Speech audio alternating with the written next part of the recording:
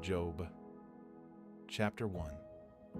There was a man in the land of Uz, whose name was Job.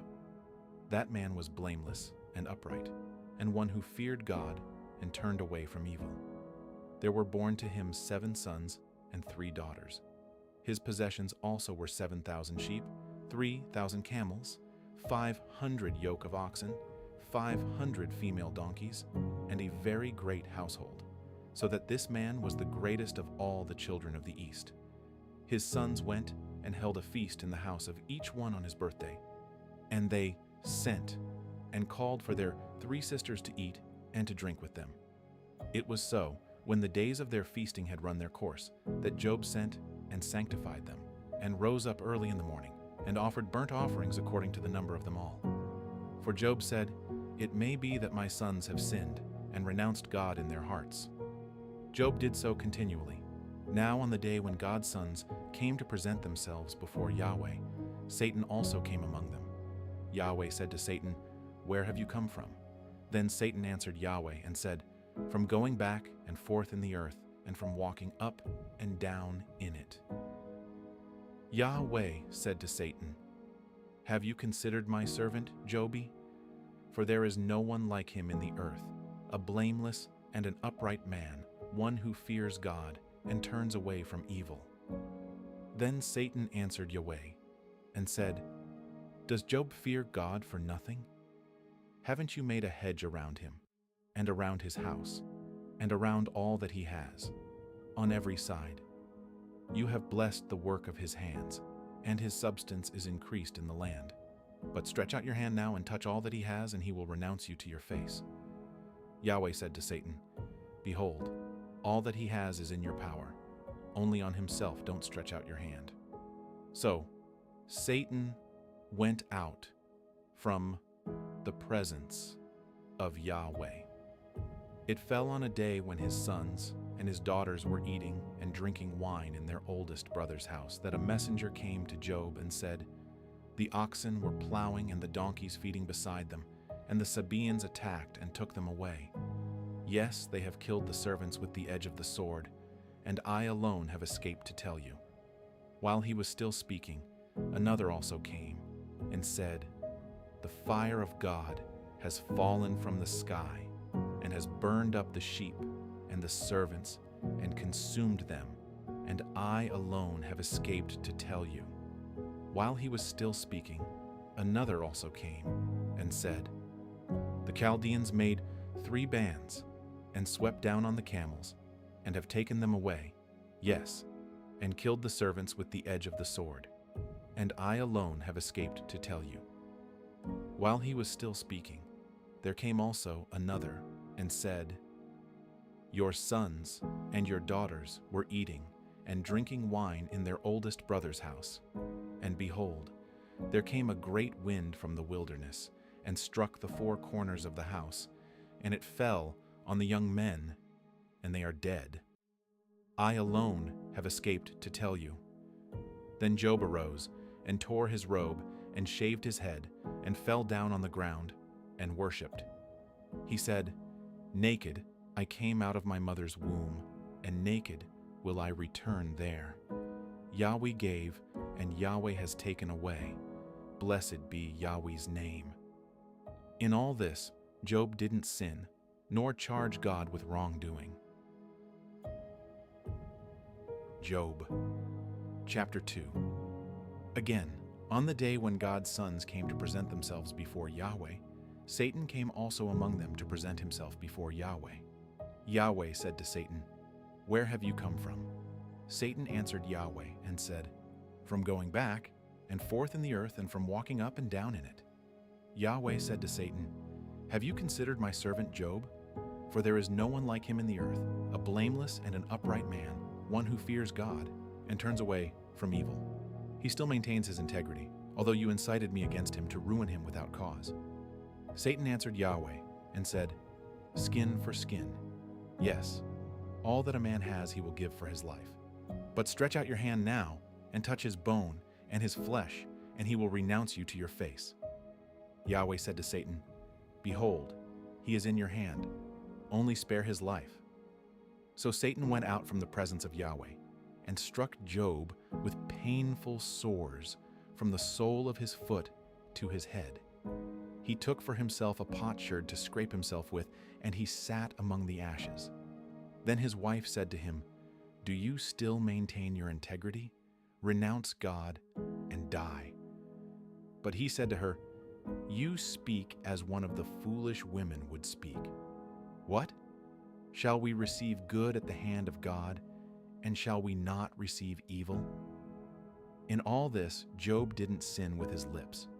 Now when Job's 3 friends heard of all this evil that had come on him, they each came from his own place: Eliphaz the Temanite, Bildad the Shuhite, and Zophar the Naamathite. And they made an appointment together to come to sympathize with him and to comfort him.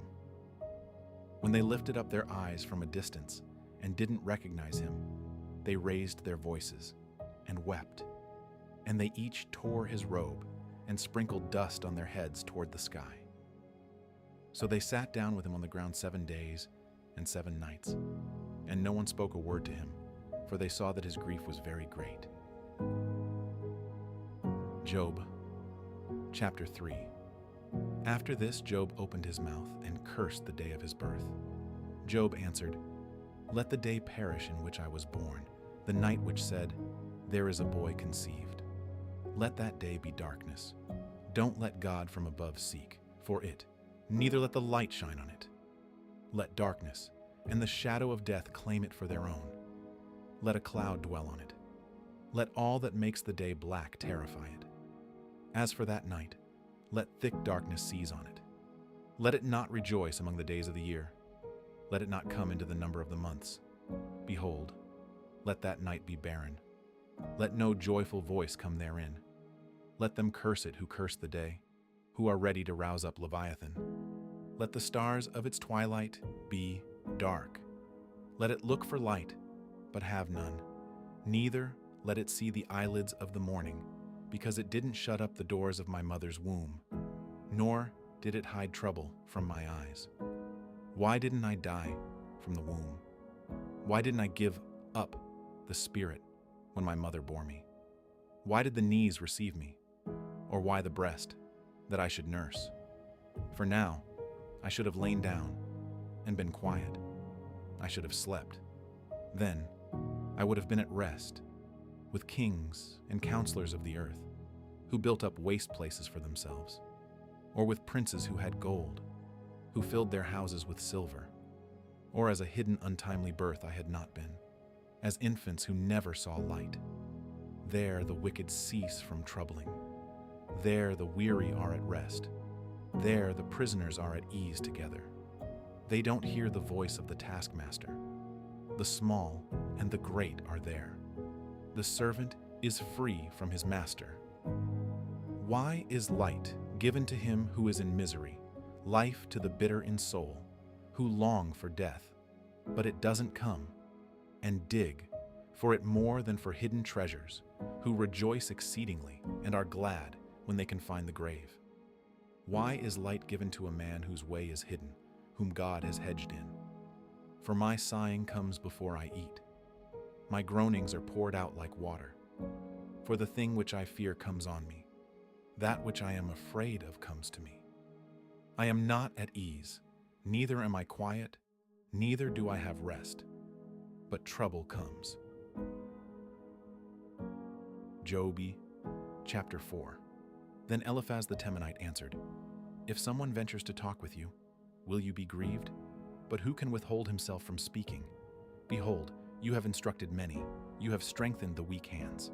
Your words have supported him who was falling. You have made the feeble knees firm. But now it has come to you, and you faint. It touches you, and you are troubled. Isn't your piety your confidence? Isn't the integrity of your ways your hope? Remember now, who ever perished being innocent? Or where were the upright cut off? According to what I have seen, those who plow iniquity and sow trouble reap the same. By the breath of God they perish. By the blast of his anger are they consumed. The roaring of the lion and the voice of the fierce lion, the teeth of the young lions are broken. The old lion perishes for lack of prey. The cubs of the lioness are scattered abroad. Now a thing was secretly brought to me. My ear received a whisper of it. In thoughts from the visions of the night, when deep sleep falls on men, fear came on me, and trembling, which made all my bones shake. Then a spirit passed before my face. The hair of my flesh stood up. It stood still, but I couldn't discern its appearance. A form was before my eyes. Silence. Then I heard a voice saying, "Shall mortal man be more just than God? Shall a man be more pure than his Maker? Behold, he puts no trust in his servants. He charges his angels with error. How much more those who dwell in houses of clay, whose foundation is in the dust, who are crushed before the moth. Between morning and evening they are destroyed. They perish forever, without any regarding it. Isn't their tent cord plucked up within them? They die, and that without wisdom." Job, chapter 5. Call now. Is there any who will answer you? To which of the holy ones will you turn? For resentment kills the foolish man, and jealousy kills the simple. I have seen the foolish taking root, but suddenly I cursed his habitation. His children are far from safety. They are crushed in the gate. Neither is there any to deliver them, whose harvest the hungry eat up, and take it even out of the thorns. The snare gapes for their substance. For affliction doesn't come out of the dust, neither does trouble spring out of the ground.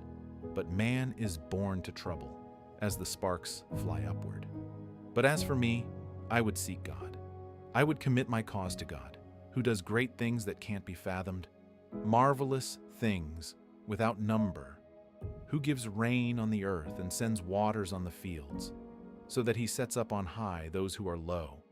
Those who mourn are exalted to safety.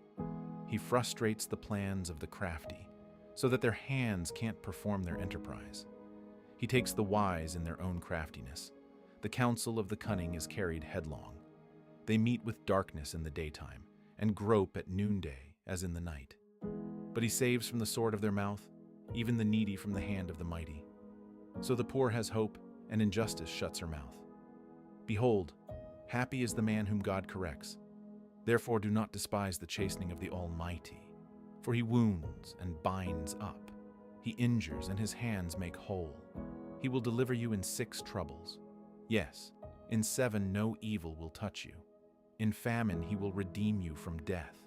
In war, from the power of the sword.